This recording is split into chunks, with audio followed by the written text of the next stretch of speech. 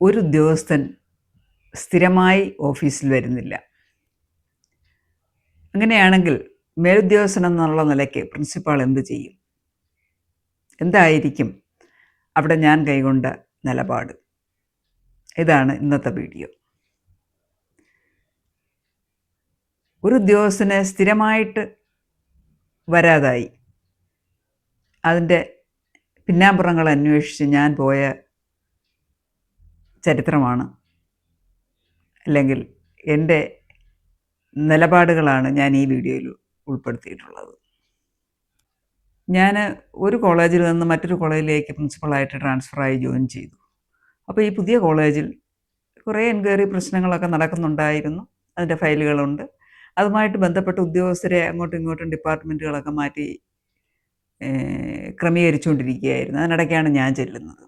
അങ്ങനെ ഓഫീസിലിരുന്ന ഒരു സ്റ്റാഫിനെ ലൈബ്രറിയിലേക്ക് വിട്ടു. അപ്പോൾ ലൈബ്രറിയിലാണ് ഇഷ്യൂ വന്നത്, എൻക്വയറി നടക്കുന്നതും ഒക്കെ അവിടെയായിരുന്നു. അപ്പോൾ ഈ പുതിയതായിട്ട് പോസ്റ്റ് ചെയ്ത ഒരു ഉദ്യോഗസ്ഥൻ ലൈബ്രറിയിലുണ്ട്. അപ്പോൾ ലൈബ്രറി ബിൽഡിങ്ങും പ്രിൻസിപ്പൽ ചേംബറുമായിട്ടൊരു 300 മീറ്റർ ദൂരമുണ്ട്. CCTVയിലൂടെയാണ് കാണുന്നത്.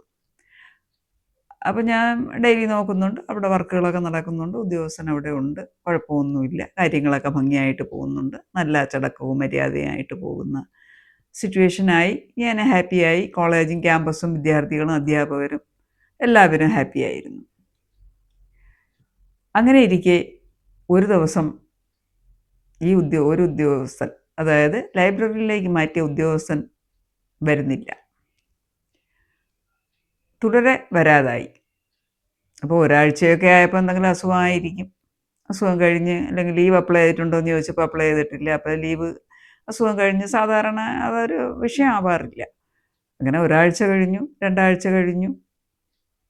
അപ്പോൾ ഇതിനിടയ്ക്ക് അവിടെ ചില അസ്വാഭാവിക കാര്യങ്ങൾ നടന്നതായിട്ട് എൻക്വയറി കമ്മിറ്റിയുടെ രഹസ്യ റിപ്പോർട്ടുകളൊക്കെ വന്നു. ഈ ഉദ്യോഗസ്ഥനെ പിന്നെയും കാണുന്നില്ല. അങ്ങനെ പരിചയമുള്ളവരടുത്തൊക്കെ അന്വേഷിക്കാൻ പറഞ്ഞ് അന്വേഷിച്ചപ്പോൾ പുള്ളി ഇനി ഏതോ അമ്പലത്തിൽ പോവുകയാണ്, അമ്പലത്തിൽ പോയിട്ട് വന്നിട്ട് വരും. അപ്പോഴും നമുക്ക് സ്വാഭാവികതകളൊന്നും തോന്നിയില്ല.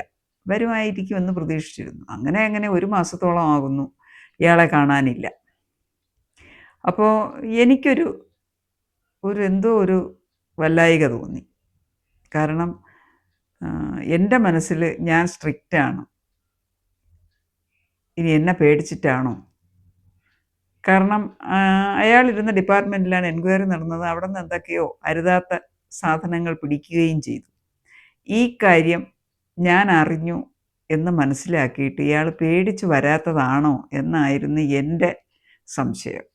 സത്യമായിട്ട് ഞാൻ അങ്ങനെ അങ്ങ് ഉറച്ചു വിശ്വസിച്ചു. അങ്ങനെ ഇയാളെ വീണ്ടും കാണാതായപ്പോൾ എന്ത് ചെയ്യണം, ഇനി എന്ത് ചെയ്യാം, എന്തായാലും ഒന്ന് അന്വേഷിച്ച് പോവുക തന്നെ എന്ന് തീരുമാനിച്ചു. അപ്പോൾ അദ്ദേഹം ഒരു ലാസ്റ്റ് ഗ്രേഡ് ജീവനക്കാരനാണ്.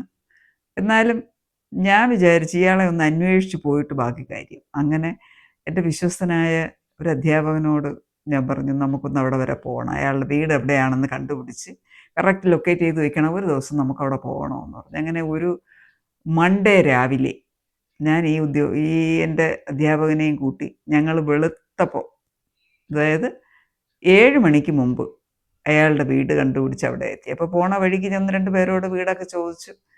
അപ്പോൾ അവർ കാര്യം തിരിച്ച് ചോദിച്ചു, എന്താണ് അന്വേഷിക്കുന്നതെന്ന്. അപ്പം ഞങ്ങൾ പറഞ്ഞു, അദ്ദേഹം ഓഫീസിൽ വന്നിട്ട് കുറച്ച് ദിവസമായി. ഇല്ല, അയാൾ എന്നും രാവിലെ ഇവിടെ നിന്ന് ഓഫീസിൽ പോകുന്നുണ്ട്, വൈകിട്ട് അതേപോലെ കൃത്യമായിട്ട് തിരിച്ചും വരുന്നുണ്ട്. അപ്പോഴും നമുക്കെന്തോ പന്തികേട് തോന്നി, സംതിങ് റോങ്. ഏതായാലും വീട്ടിൽ ചെന്നപ്പോൾ സകുടുംബം എല്ലാ പേരും അവിടെയുണ്ട്. ദേഹവും ഉണ്ട്, വീട്ടിലെ വേഷമാണ്. എങ്ങും പോകാൻ കുളിച്ചൊരുങ്ങി റെഡിയായിട്ടൊന്നുമില്ല. അപ്പോൾ ഞങ്ങളെ കണ്ടപ്പോൾ ആകെ അന്താളിപ്പായി. എന്നാലും അപ്പം ഞങ്ങൾ വളരെ സൗമ്യമായിട്ട് ഒക്കെ തന്നെ ഞാൻ ഇടപെട്ടു. വേറെ അയാളെ വഴക്ക് പറയുകയോ അങ്ങനത്തെ യാതൊന്നുമില്ല. ഞങ്ങൾ ജസ്റ്റ് എന്താണെന്ന് അറിയണം. അങ്ങനെ ചെന്നു, വരാത്തതെന്ത്, വരുന്നില്ലേ എന്നൊക്കെ കാര്യങ്ങളൊക്കെ തിരക്കിയിരുന്നു. അപ്പോൾ വരാം ഞാനങ്ങ് വരും എന്നൊക്കെ പറഞ്ഞുകൊണ്ടിരുന്നു. അവസാനം ഞാൻ നിർബന്ധം പിടിച്ചു, ഇല്ല ഞങ്ങളവിടെ ഓഫീസിൽ വരണം, എന്താ വരാതിരിക്കുന്നത്, വന്നേ പറ്റൂ. അങ്ങനെ നിർബന്ധപൂർവ്വം. അപ്പോൾ വൈഫിനോടും പറഞ്ഞു, രണ്ടുപേരും കൂടെ വരും. കാരണം നമ്മൾ കൊണ്ടുപോയി ഇയാൾ എന്തെങ്കിലും ചെയ്ത് കളഞ്ഞാൽ അവസാനം ടീച്ചർ വിളിച്ചുകൊണ്ട് പോയി എന്തെങ്കിലും ആയിപ്പോയി എന്ന് വന്നാലോ. അതുകൊണ്ട് വൈഫിനെയും കൂട്ടി ഇദ്ദേഹത്തെയും വിളിച്ച് ഞങ്ങൾ പോണ വഴിക്ക് കാപ്പിയും കുടിച്ച് കോളേജിൽ പോയി ലീവ് എഴുതി വെപ്പിച്ച് ജോയിൻ ചെയ്ത് അയാളെ ഞാൻ സീറ്റ് മാറ്റി ഇവിടെ ഇരുത്തി, ഓഫീസിൽ, എൻ്റെ അടുത്ത് ഓഫീസിലിരുത്തി. പിന്നെ തൊട്ട് വാച്ച് ചെയ്ത് നോക്കി, ഒരു കുഴപ്പവും ഇല്ല. അപ്പോൾ ഇതിനിടയ്ക്ക് ചെറിയ ചെറിയ ന്യൂസുകൾ വന്നു. ഇദ്ദേഹത്തിൻ്റെ വൈഫിനോട് ഞാൻ സംസാരിച്ചു. അപ്പോൾ എന്തോ പ്രശ്നങ്ങളുണ്ട് ഇദ്ദേഹത്തിന്, മാനസികമായിട്ട് വളരെ അലട്ടലുണ്ട്. എന്തോ പുരയിടത്തിൻ്റെ കേസോ എന്തോ ക്യാഷോ പുരയിടം ഇവരാരും അറിയാതെ വിറ്റ പ്രശ്നങ്ങളോ ആ പൈസ ആരോ തട്ടിച്ചുകൊണ്ട് പോയതോ എന്തോ സംതിങ് ഇദ്ദേഹത്തിനുണ്ട്, ഇദ്ദേഹത്തെ അലട്ടുന്നുണ്ട്. അപ്പോൾ അദ്ദേഹത്തിൻ്റെ വൈഫ് ഹൗസുകാർക്കും ഒക്കെ നല്ല അഭിപ്രായവും നല്ല സ്നേഹവും സൗഹൃദവുമായിട്ടൊക്കെ പോകുന്നത്, വഴക്കോ ബഹളങ്ങളോ അങ്ങനത്തെ അലസണ്ടകളോ ഒന്നും ഉള്ളൊരു കുടുംബമല്ല. എല്ലാവരും വളരെ കാര്യമായിട്ട് പരിഗണിക്കുന്ന ഒരു വ്യക്തിയാണ്. പക്ഷേ ഇങ്ങേരിൽ ഇങ്ങനെ ഒരു ഒളിഞ്ഞിരിക്കുന്ന ഒരു സ്വഭാവം കൂടെ നിൽക്കുന്നു. അങ്ങനെ ഇത് രണ്ടും കൂടെ പൊരുത്തപ്പെട്ടു പോകുന്നില്ല. അങ്ങനെ ഏതായാലും ഞാൻ ഒരു മുൻകൈ എടുത്തതുകൊണ്ട് അയാൾ ഓഫീസിൽ വന്നു. പക്ഷേ അസ്വാഭാവികതകളൊന്നും കാണിച്ചില്ല. ആസ് യൂഷ്വൽ ജോലി തുടർന്നു. ഞാനും നമുക്കിപ്പോൾ ലീവ് എഴുതിയാൽ മതിയായിരുന്നു. അദ്ദേഹത്തിൻ്റെ ക്രെഡിറ്റിലുള്ള ലീവുകൾ എടുത്തു, ലീവ് പോസ്റ്റ് ചെയ്തു, ആസ് യൂഷ്വൽ കാര്യങ്ങൾ പോയി. ഇനി ഞാൻ പറഞ്ഞു വരുന്ന ഇതൊന്നുമല്ല, അന്ന് ഞാൻ ആ തിരക്കി പോകാതിരുന്നെങ്കിലോ, ഇയാൾ സർവീസിലേ വരാതെ ആയനെ, ആ കുടുംബം പട്ടിണിയായനെ, അദ്ദേഹത്തിൻ്റെ ജോലി നഷ്ടപ്പെടുമായിരുന്നു. ഇങ്ങനെയുള്ള പ്രകൃതക്കാർ അവരെന്തിനും മടിക്കില്ല. വേണ്ടാന്ന് വെച്ച് മടിച്ച് അങ്ങ് ഇരുന്ന് കളഞ്ഞാൽ പോയില്ലേ, ഒരു കുടുംബം ബുദ്ധിമുട്ടിലായില്ലേ. ഒരു പെൺകുട്ടിയും ഒരു വൈഫും ഒരു കുഞ്ഞും ഒക്കെ ഉള്ള 1-2 മക്കളും ഒക്കെ ഉള്ള ഒരു കുടുംബം നഷ്ടപ്പെടില്ലേ. അപ്പോൾ അന്ന് എനിക്ക് അങ്ങനെ ഒരു പ്രചോദനം, എനിക്കൊരു തോന്നൽ, അയാൾ എന്തുകൊണ്ട് വരാതിരിക്കുന്നു, വന്നേ പറ്റൂ എന്ന് ഓർത്ത് ഞാൻ പോയി വിളിച്ചുകൊണ്ട് വന്നത് ഒരു കുടുംബത്തിന് താങ്ങും തണലുമായി. പിന്നീട് ആ വൈഫിനെ ഞാൻ വല്ലപ്പോഴും വിളിച്ച് ചോദിക്കുമായിരുന്നു. അപ്പോൾ അവർ പറഞ്ഞു, ടീച്ചർ അന്ന് വന്ന് ചെയ്തതൊരു നല്ല കാര്യമായി, ഇല്ലായിരുന്നെങ്കിൽ അദ്ദേഹം ഓഫീസിൽ വരാതെ ആകെ ബുദ്ധിമുട്ടായനെ, നമ്മളെ കൈക്ക് നിൽക്കുന്നുമില്ല, എങ്ങനെയാണ് ഓഫീസിൽ വരുന്നോ വരുന്നില്ലേ ഒന്നും നമ്മളോട് പറയുന്നുമില്ല, ആസ് യൂഷ്വൽ പോവുകയും വരുകയും ചെയ്യുന്നു, നമ്മളൊന്നും അറിയുന്നില്ല. അപ്പോൾ ടീച്ചർ പറഞ്ഞുകൊണ്ടാണ് ഞങ്ങളിത് അറിഞ്ഞത്. ഏതായാലും ഞങ്ങളും ഇനി ശ്രദ്ധിക്കാം.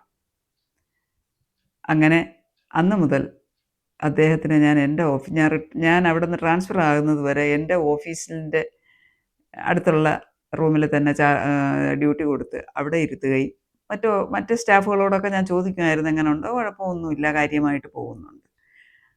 അപ്പം നമ്മളൊരു പരിഗണനയോ ഒരു ശ്രദ്ധയോ ഒരു സഹതാപമോ അത് അർഹിക്കുന്ന ഒരാൾക്ക് കൊടുത്താൽ തീർച്ചയായിട്ടും അവരങ്ങ് രക്ഷപ്പെടും.